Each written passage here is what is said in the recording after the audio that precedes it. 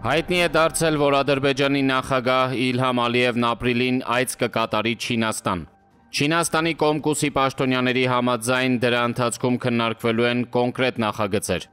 Հիշեցնենք, որ Չինաստանն ու Ադրբեջանը 2024 թվականի հուլիսին Շանհայի գործակցության կազմակերպության գագաթնաժողովի շրջանակում ստորագրեցին ռազմավարական գործընկերության համաձայնագիր։ Դա ըստ էության նշանակում է, որ Չինաստանը նոր որակի ներկայություն է ստանում ռեգիոնում ընդհանրապես։ Պեկինի համար այդ հանգամանքը ունի թերևս Ադրբեջանը այսպես ասած վերահսկելիության դաշտում պահելու կամ Ադրբեջանում աշխարհաքաղաքական ազդեցության համար պայքարում ամուր դիրքեր ունենալու համար։ Թերևս Իլհամ Ալիևը Չինաստան է մեկնում օգնության համար, Ադրբեջանը սեղմվում է եվրոպական եւ ամերիկա-ռուսական գործընթացների միջև։ Բաքուն որքան էլ փորձում է մանևրել, այդուհանդերձ ավելի մեծանում է շնչահեղձ լինելու վիճակը։ Այդ պայմաններում Ալիևի համար Չինաստանը դիտարկվում է օթանցք, որը կարող է օգնել մի փոքր էլ շնչելուն։ Իհարկե, միարժեք չէ, որ Պեկինը կցուցաբերի այդ օգնությունը Բաքվին։ Այն, որ օգնության համար Չինաստանը կպահանջի շատ բարձր գին, կասկածից վեր է։ Պատրաստ է դա վճարել Բաքուն այն պարագայում, երբ թե եվրոպական խաղացողները, թե Մոսկվան ու Վաշինգտոնը պարզապես չեն հետևելու Ադրբեջանի ելքի փնտրտուքին, այլ իրենց հերթին բարձրացնելու են պահանջներն ու ակնկալիքները։ Մյուս կողմից բոլորովին պետք չէ բացառել եւ այն, որ հենց Պեկինից են Ալիևին կանչել մրցագորգ հիշեցնելու համար ռազմավարական գործընկերությունն ու դրանից բխող պարտավորությունները թերևս այն պատճառով, որ Իլհամ Ալիևը շատ չտարվի Եվրոպայի հետ պայմանավորվածություններով։ Հատկանշական է, որ Չինաստան այցի մասին տեղեկությունն ի հայտ եկավ այն ժամանակ, երբ Բաքվում է Գերմանիայի նախագահը։ Ինչպես արդեն նշել ենք, ամերիկա-ռուսական գործընթացը Եվրոպայի համար բարձրացրել է Թուրքիայի եւ Ադրբեջանի դերը կենտրոնասիական ռազմավարության համատեքստում։ Սա զգայուն հարց է Չինաստանի համար, որը կենտրոնական Ասիայում դուրս է եկել բավականին ազդեցիկ եւ ընդգրկուն դիրք միաժամանակ ունենալով տնտեսական եւ առևտրային բանավեճ Եվրամիության հետ։ Չինաստանն այդ պարագայում չի վարանի Ադրբեջանը դիտարկել որպես չինական պատ, որպես իր խաղաքարտ Եվրոպայի հետ հարաբերություններում։ Այդ իմաստով երկու քարի արանքում հայտնված Իլհամ Ալիևը կարող է ստանալ ոչ թե օթանցք, այլ հայտնվել պարզապես 3 քարի արանքում։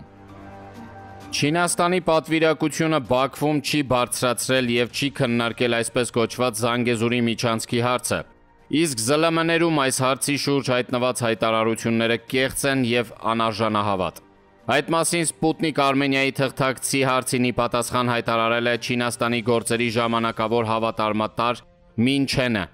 Մինչենը հաստատել է, որ չինական պատվիրակությունը իսկապես մասնակցել է Բաքվում կայացած Ադրբեջան-Չինաստան ռազմավարական գործընկերություն համախմբում եւ համագործակցության առաջ մղում գլոբալ հարավում համաժողովին։ Միջոցառման շրջանակներում քննարկվել են գոտի եւ ճանապարհ նախաձեռնությանն ու հարավային Կովկասի տարածաշրջանում դրա ակտիվ զարգացմանն առնչվող հարցեր։ Պեկինը հաստատակամորեն հավատարիմ է Հայաստանի ինքնիշխանության եւ տարածքային ամբողջականության նկատմամբ հարգանքի դիրքորոշմանը։ Հայաստանն ու Ադրբեջանը Չինաստանի բարեկամ գործընկերներն են եւ մենք կարծում ենք, որ բոլոր տարաձայնությունները պետք է լուծվեն քաղաքական երկխոսության միջոցով, ասել է դիվանագետը։ Նա ընդգծել է, որ հարավային Կովկասի տարածաշրջանում Չինաստանի կողմից առաջ մղվող գոտի եւ ճանապարհ նախաձեռնությունը կոչված է նպաստելու խաղաղության եւ զարգացման ամրապնդմանը։ Պեկինը վստահեցրել է, Մինչենը հարգում է տարածաշրջանի յուրաքանչյուր երկրի ինքնիշխան ընտրությունը եւ չի միջամտում ներքին գործերին։ Նա նաեւ նշել է, որ Չինաստանը շահագրգռված է Հայաստանի հետ համագործակցության խորացմամբ։ Ավելի վաղ ադրբեջանական լրատվամիջոցները հրապարակումներ էին տարածել, որոնցում պնդում էին, թե Չինաստանի Կոմկուսի Կենտկոմի միջազգային հարաբերությունների բաժնի ղեկավար Լյու Չզանչաոն Բաքվում կայացած համաժողովում իբր հայտարարել է այսպես կոչված Զանգեզուրի միջանցքի գործարկման ռազմավարական կարևորության մասին։ Ադրբեջան անունով արհեստածին պետությունը խաղաղության պայմանագրի չեզոքացման համար տարատեսակ սադրանքների է դիմում։ Պետք է պատրաստ լինել բոլոր սցենարներին, քանի որ նույնիսկ այս տեքստով խաղաղության պայմանագիրը չի բխում Բաքվի բռնապետի շահերից։ Բաքվի բռնապետն առաջնորդվում է, քանի հնարավոր է, ինչ հնարավոր է պոկենք սկզբունքով, ոչ թե տարածաշրջանում խաղաղություն հաստատենք սկզբունքով։ Բաքվի բռնապետի Բաշի բոզուկները ի ցույց են դնում իրենց հայատյացությունը, որը մանկապարտեզից սերմանվել է իրենց մեջ։ Հայկական բնակավայրերի, ավելի կոնկրետ տների ուղղությամբ կրակոցները ցցուն օրինակ են, որ երբեք իրենք խաղաղ չեն կարող ապրել հայերի հետ, քանի որ հայերին իրենք դիտարկում են այս արևի տակ տեղ չունեցողների։ Իսկ ո՞րն է այս ամենի ելքը։ Կամ մեկ ճանապարհ, այդ ճանապարհի անունն է ուժեղացում, հզորացում, մնացած ամեն ինչ թիթեռ նկարել է։ Իսկ ուժեղացումն ու հզորացումը նաև ոգու, քաջարի ոգու, անվախ ոգու միջոցով է լինում։ Տղերքի ոգին աննկարագրելի բարձր է, ուժեղ է, մնում է, որ թիկունքում էլ դա լինի։ Երկու շաբաթից ավելի ապա տեղեկատվություն տարածելով, Հայաստանին մեղադրելով սահմանագոտում կրակ արձակելու համար, Ադրբեջանն արդեն անցել է բացահայտ գործողությունների։ Հայաստանի պաշտպանության նախարարության հաղորդագրության համաձայն մարտի 31-ին 0:50-ի սահմաններում Ադրբեջանի զինված ուժերի ստորաբաժանումները կրակ են բացել Սյունիքի մարզի Խնածախ բնակավայրի ուղղությամբ, ինչի հետևանքով վնասվել է բնակելի տուն։ Կրակոցների հետևանքով տուժածներ չկան։ Ռազմական փորձագետ Կարեն Հովհաննիսյանը Հայկական ժամանակի հետ զրույցում ասում է. Սա արդեն խոսում է նրա մասին, որ Ադրբեջանը փորձում է իր կատարած սադրանքը ևս մեկ քայլով ավելի բարձրացնել, Հայաստանից ակնկալելով պատասխան քայլ։ Ըստ Հովհաննիսյանի պետք է պատրաստ լինել բոլոր սցենարներին, քանի որ նույնիսկ այս տեսքով խաղաղության պայմանագիրը չի բխում Բաքվի շահերից։ Սցենարներից մեկը ռազմական փորձագետը համարում է տեղային բախումները։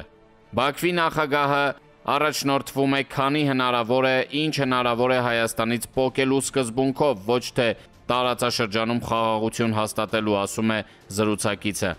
Որքան էլ դժվար լինի, սակայն այս դեպքում կարևորվում է Հայաստանում գտնվող Եվրամիության դիտորդական առաքելության դերը, ընդգծում է Հովհաննիսյանը։ Դա այն մարմինն է, որի հայտարարությունները միջազգային հանրությունն ավելի օբյեկտիվ է ընկալում։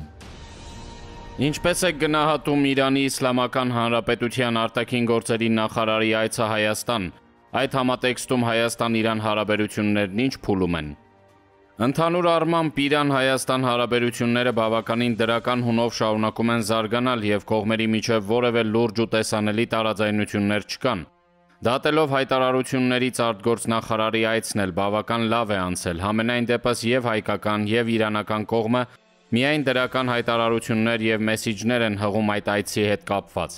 Կարծում եմ, որ հարաբերություններն այս հունով էլ կզարգանան, չնայած և Հայաստանում, և Հայաստանից դուրս կան ուժեր, որ փորձում են սեպ խրել հայ-իրանական հարաբերություններում, բայց չի ստացվելու։ Իսկ ինչ նպատակով են անում դա։